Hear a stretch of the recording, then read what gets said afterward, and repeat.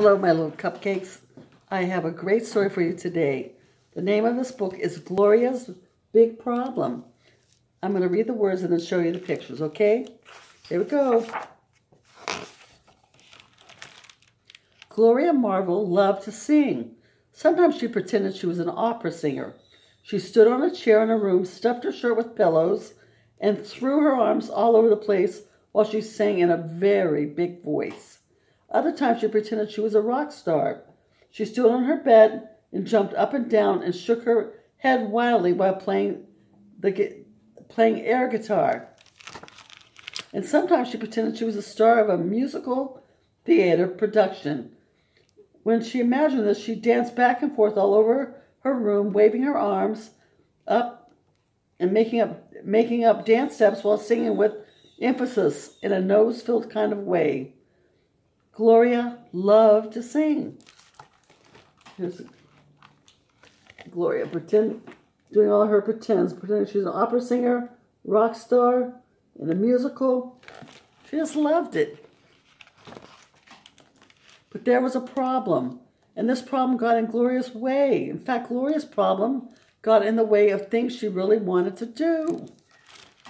When she decided she wanted to try something to ride her bike to the store for the first time, or go to Alice Culpepper's house for an overnight, or try out for the town soccer team, this problem of hers would come sneaking around and talking about things that could go wrong.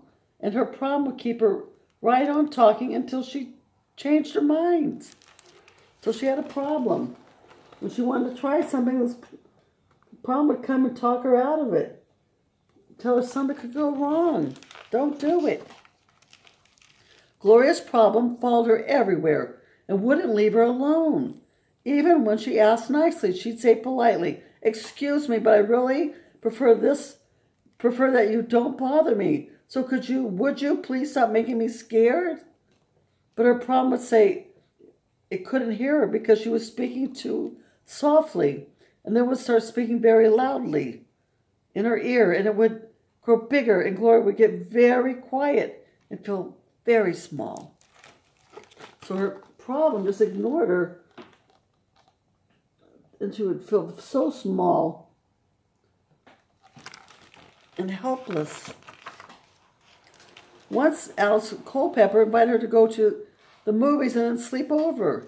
Gloria got very excited, but then her problem showed up and started whispering things about comets or earthquakes or blizzards in June. And she decided maybe it would be better if she didn't go to the movies with Alice Culpepper after all. Because what if something awful happened while she was there? So her problem would make her imagine that she was going to run into problems. And Alice just wanted her to go with her to the movies and have an overnight.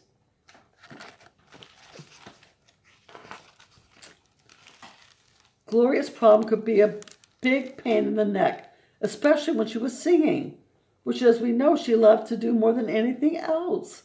And if she tried to sing in public, like at a birthday party, or in a music class, or at church or Sunday mornings, her problem would bellow in its big, unmusical, and very ugly voice. And Gloria could barely even sing in a whisper because her problem drowned her out. Aw, she was scared. She was nervous, and she would just get so anxious. Gloria's problem always made her worry, and always made her feel like she was this big. The problem could be very loud and very obnoxious. The problem didn't bother Alice Culpepper. It didn't bother her older brother, Henry, and it certainly never bothered her parents, Thomas and Melinda Marvel. It didn't seem to bother anyone except Gloria. And to make matters worse, nobody else seemed to even see or hear the problem.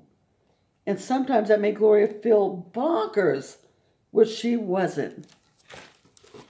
So she was saying that this problem, no one else seemed to be bothered by it. But Alice Culpepper wasn't, her parents or brother, but it really bothered her. Her anxiety and fear. Once when Gloria tried to tell her brother Henry about a problem, Henry laughed and laughed and told her she was nuts. That wasn't very nice. The worst part of it, he was standing right next to Bitsy Snowbottom and a couple of his other friends at school. And they all started laughing at her too. Then Gloria's problem got in her face and started her worrying about being nuts. And so she decided not to talk about her problem anymore. So she told her brother, and his friends overheard, and they laughed at her, and she said, I can't talk about this anymore. People think I'm nuts. She wasn't. When Gloria heard there was going to be a play down at the community center and all the children in town were invited to audition, she wanted to try out more than anything.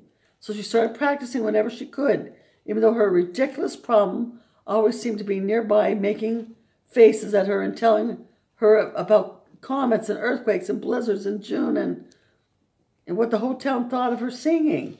The day of tryouts got closer and closer, and even with her problem being loud and obnoxious and bothering her all the time, Gloria still wanted to sing. So she told her parents, and they smiled and said, isn't that sweet? And went back to their crossword puzzles.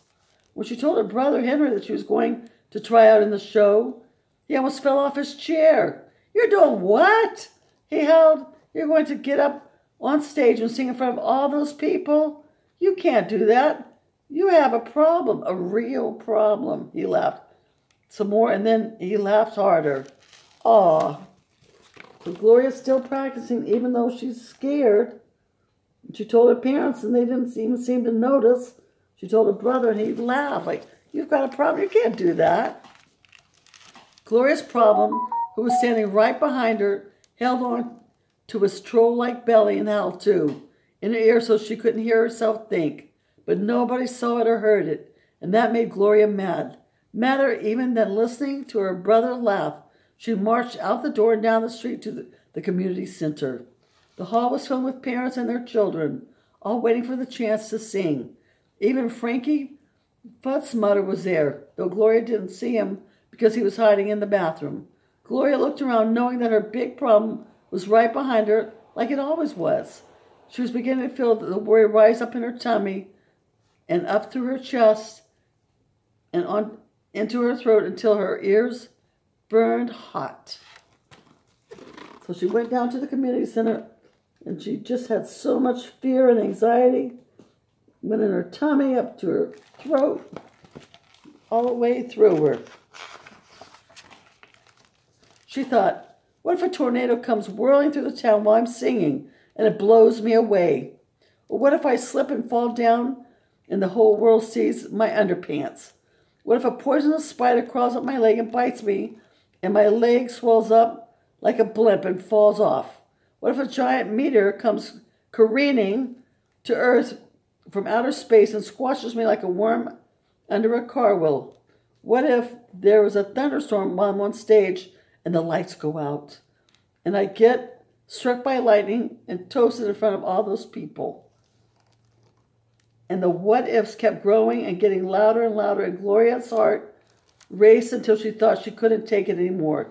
She was still mad at Henry, though, and still mad at all his friends who had laughed at her. Mad at her parents, Tom and Melinda Marvel, who always smiled kindly when she mentioned her problem, but never took her seriously.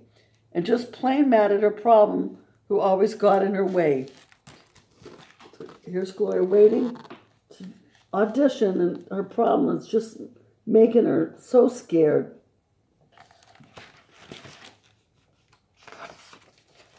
Stop! She was so mad that for once she stamped her feet, turned around and looked right at the ugly troll-faced problem and shouted, "Stop!" as loud as she could. And to Gloria's complete surprise, her problem shrank and hid in the shadow at the back of the auditorium. Wow! She faced her problem. Stop! The problem went and hid. All the children and parents in the community hall waiting to try out stopped and looked at her. The piano teacher stopped warming up. The cars outside on Gable Street came to a halt. The postmaster over at the post office stopped sorting mail. The church choir down the street stopped rehearsing. The grocery store clerk stopped bringing in groceries. The after-school soccer game at the ball field came to a stop. The dentist who was drilling Mabel Tosswinger's aching tooth stopped drilling. The veterinarian stopped trying to give the Crunkle's very unhappy cat his pill. Tink at Tink's beauty parlor stopped trying to make Mrs. Huffstuffing's big hair beautiful. Even her big brother stopped bragging about himself to Bitsy Snuffbottom in front of the movie theater. The whole town stopped and listened. Wow. So she made the town come to a complete stop. A halt. Nobody had ever listened to her like that. Ever. Gloria marched in big, confident steps up to the stage and declared, "Be quiet. I've had enough of you, big, ugly troll." And her promise shrank a little more, because if there was anything it didn't like, it was being called a troll. "Enough, do you hear me? There are no tornadoes here today and no poisonous spiders. Nobody will see my underpants, and if they do, I don't care. I am not going to listen to any more.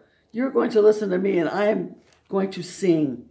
And sing she did right then and there. La-dee-da-da.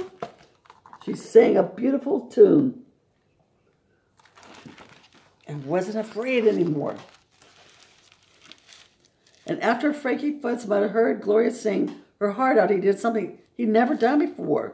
He stood up in a chair with his hands on his hips, looked very, very fierce, and then followed Gloria on stage, surprising everyone, most of all, himself. Wow, so he ran on stage. Frankie ran on stage to see Gloria. Looks like he had a problem too.